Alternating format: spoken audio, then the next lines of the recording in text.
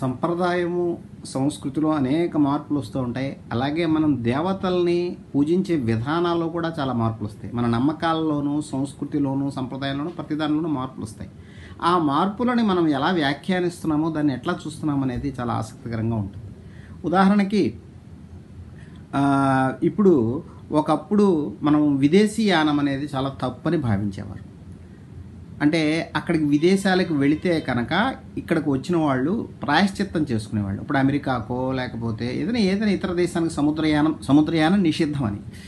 అప్పుడు స్వాములు ఈ శంకరాచార్యులు కానీ ఎవరో కానీ విదేశీయానం చేయకూడదని. ఇప్పటికీ కూడా ఈ సంప్రదాయ మఠాలు, శృంగేరి కానీ ఇలాంటి శంకరాచార్యులు విదేశీయానం చేయరు, సముద్రయానం చేయకూడదని నిషిద్ధం.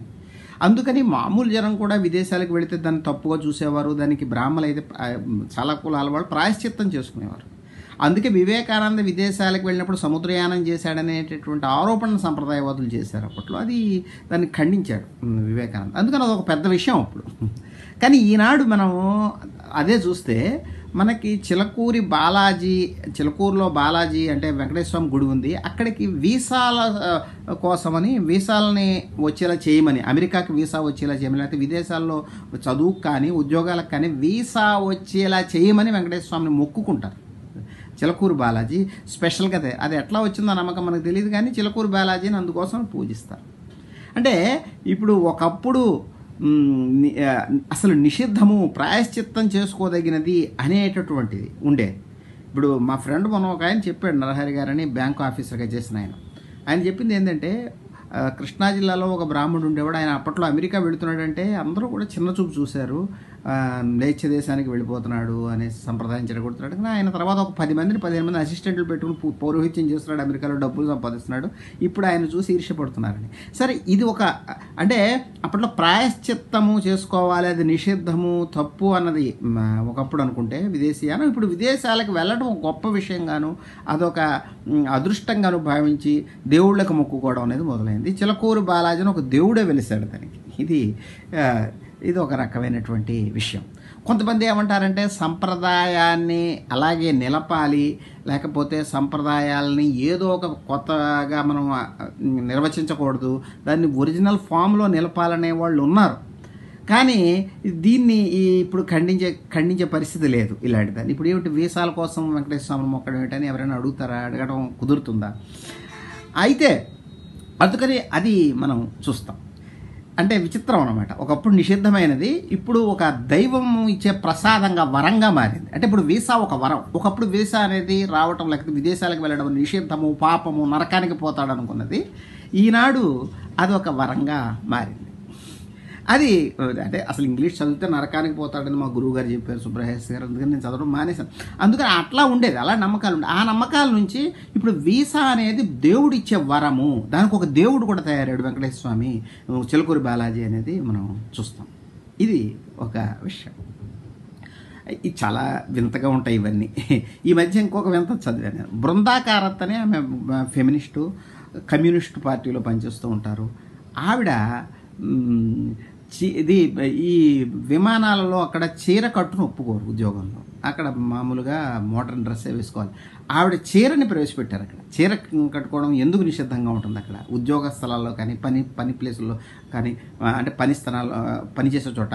మన ఇండియన్ అయినప్పుడు ఇండియన్ డ్రెస్ చీర కూడా ఉంది కదా, అది ఎందుకు అంగీకరించకూడదు అని బ్రిటిష్ వాళ్ళతో పోరాడి అది ఒప్పించి ఆఫీసులకు కానీ విమానాశ్రయాల్లో కానీ చీర కట్టుకోవచ్చు, విమానాశ్రయాల్లో అది ముఖ్యంగా ప్రవేశపెట్టింది. మాకు చీర కట్టుకోవడం రాదంటే నేను నేర్పుతానంది ఆవిడ అని పోరాడిన ఆమె ఒక కమ్యూనిస్ట్. విచిత్రం అది.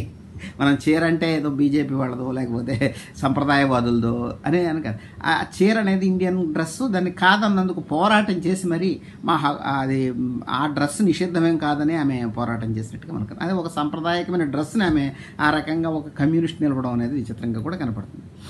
అయితే సంప్రదాయాల్ని మార్చకూడదు, అవి ఒరిజినల్ ఫామ్లో ఉంచాలి అనేది కుదరదు. టెక్స్చువల్గా కూడా మనుస్మృతిలో కూడా స్థలకాలాలను బట్టి ధర్మం నిర్వచించబడుతుందనే విషయం కూడా చోట మనువు చెప్తాడు. అంటే ధర్మశాస్త్రంలో ఆ మాట కూడా ఉంది. ఒక్కొక్క ప్లేస్లో ఒక్కొక్క ధర్మంగా భావించబడుతుంది. అందుకని ఆ రకంగా ధర్మాన్ని కొత్తగా నిర్వచించటము, స్థలకాలాల రీత్యా నిర్వచించడము జరుగుతూ ఉంటుంది. జనాలు దాన్ని అలాగా తమకు అనుగుణంగా మార్చుకోవటము లేకపోతే కొత్తగా నిర్వచించడము జరుగుతుంది. అయితే ఎప్పటి నుంచో ఉండే ధర్మాలను కొన్నిటిని అధర్మంగా భావించడం ఎందుకు జరుగుతుంది అలాంటి సందర్భంలో? ఇలాగా ఒకప్పుడు అధర్మంగా భావించబడిన ధర్మంగా, ఒకప్పుడు నిషిద్ధంగా భావించబడింది మంచిగా మనం చెప్పుకున్నాము, వీసా లేకపోతే విదేశీయానాన్ని అలాగే చూస్తున్నారని. మరొక వైపు కొన్నిటిని ఎప్పటి నుంచో పూజలు అందుకుంటున్న వాటిని, ఎప్పటి నుంచో సంప్రదాయంగా భావించబడుతున్న, కనీసం కొందరైనా సంప్రదాయంగా భావిస్తున్న వాటిని ప్రమాదకరమైనదిగా, దేశ విద్రోహంగా భావించేటట్టుగా మాట్లాడటము, అట్లా చేయడం కొన్ని చేస్తారు. ఉదాహరణకి షిరిడీ సాయిబాబా ముస్లిం కనుక అతన్ని ఆరాధించకూడదు, అతనికి గుళ్ళు కట్టకూడదు అనేసి కొత్తగా కొందరు మొదలుపెట్టారు. అది షిరిడీ సాయిబాబా ఈనాడు రాలేదు, కొన్ని వందల సంవత్సరాలు, కనీసం 100-200 సంవత్సరాలుగా అది ఒక పూజా విధానంగా ప్రచారంలో ఉంది. కొందరు పూజిస్తున్నారు, కొందరు సంప్రదాయవాదులు పూజించకపోవచ్చు. ఉదాహరణకి బ్రాహ్మణులు అసలు శూద్ర దేవతలనే పూజించేవారు కాదు, అంటే అమ్మ దేవతల్ని వాటిని పూజించేవారు కాదు. వాళ్ళ యజ్ఞాగాదులు వాళ్ళు వేరు, అవి శూద్ర దేవతలు ఎవరు. అక్కడ శూద్ర పూజారే ఉండేవాడు, నాన్ బ్రాహ్మణ పూజారే ఉండేవాడు. అక్కడికి బ్రాహ్మణులు వెళ్ళేవారు. కానీ అమ్మవారి గుళ్ళు వద్దు, వాటిని తీసేయాలని వాళ్ళు ఏం అనలేదు. వాళ్ళు పూజించుకుంటారు, వాళ్ళ దేవత అది అనేసి ఒక ఇది బాగుంది. శంకరాచార్యులు కూడా తమ పూజా విధానాలు వాళ్ళకు ఉన్నాయి. వాళ్ళ ఆశ్రమంలో, వాళ్ళ ఇదిలో వాళ్ళు ఉండేవారు. కంచి కానీ శృంగేరి కానీ వాళ్ళ ఆచారాలు, వాళ్ళ వ్యవహారాలు. వాళ్ళు ఏమి అక్కడ షిరిడీ సాయిబాబాని వాళ్ళు లేకపోతే ఎవరిని వీరబ్రహ్మేంద్ర స్వామిని ఆరాధిస్తారు, అదేమి ఉండకపోవచ్చు. కానీ వాటిని కాదని కానీ వాటి గురించి వ్యతిరేకంగా ప్రకటనలు ఇవ్వడం కానీ వీళ్ళు చేసేవారు కాదు.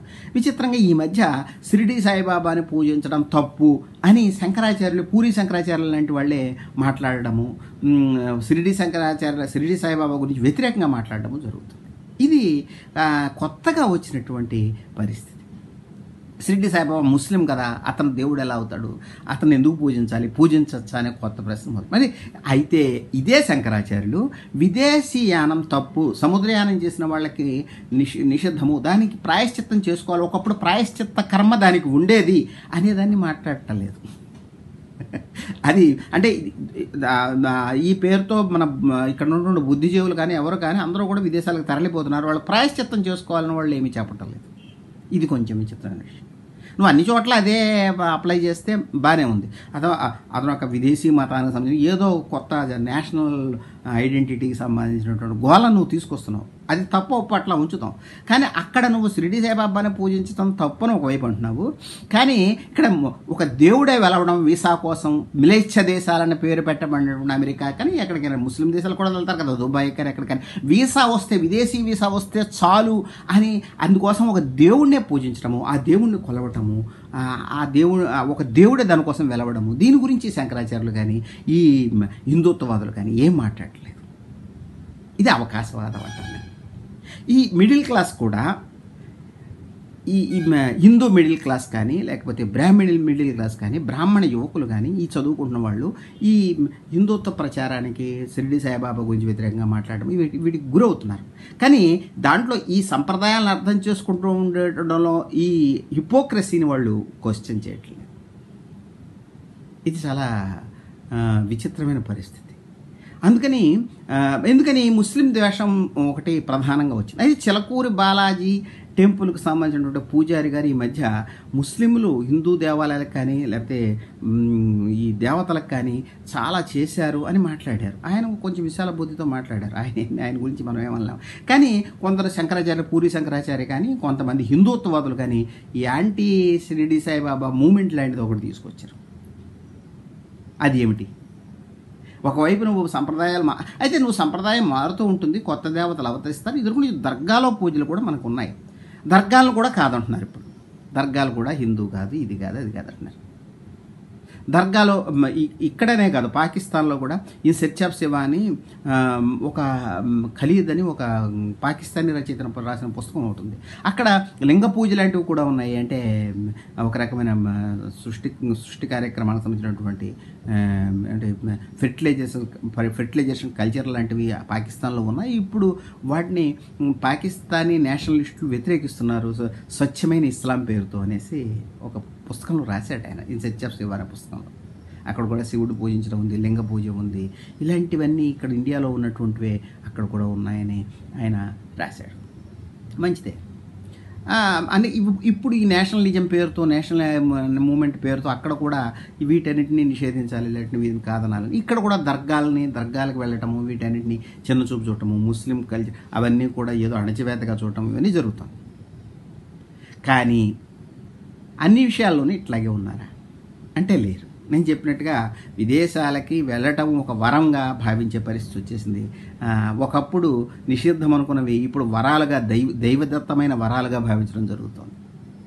ఇది ఒక విద్వేషం కావాలి మీకు కనుక దాన్ని దేవుడికి విద్వేషాన్ని జత చేసి షిరిడి సాయిబాబాను పూజించకూడదు అంటారు. మరోవైపు దేవుడికి వీసాలు కావాలి, విదేశాలకు వెళ్ళడానికి మిలేచ్ఛ దేశాలకు వీసాలు కావాలి, మాకు డబ్బులు కావాలి, డాలర్లు కావాలి, లేకపోతే దుబాయ్లో ఉండే ఇంకా ఖరీదైన కరెన్సీ కావాలి, దానికోసం పూజలు చేస్తారు.